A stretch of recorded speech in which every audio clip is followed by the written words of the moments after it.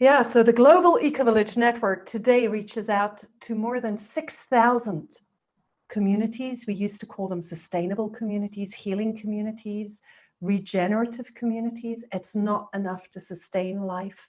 We need to regenerate, we need to restore life. 6,000 communities, and we know there's many more out there, but 6,000 communities that we link directly to on all continents that are dedicating their community structure to become sanctuaries for life, for the restoration of life, for the rights of the earth,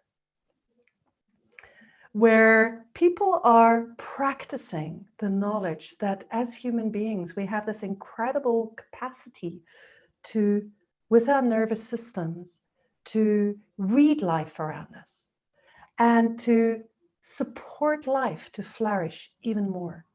We can restore the soils around us. We can restore the microorganismic webs in our soils. We can restore the water levels by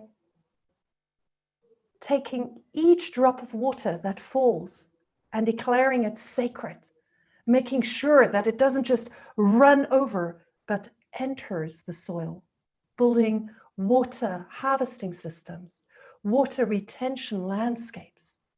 We can start influencing climate from localities upward.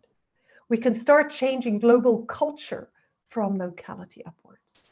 We can learn from nature and take each piece of waste as the beginning of a new cycle, understanding that everything lives in cycles.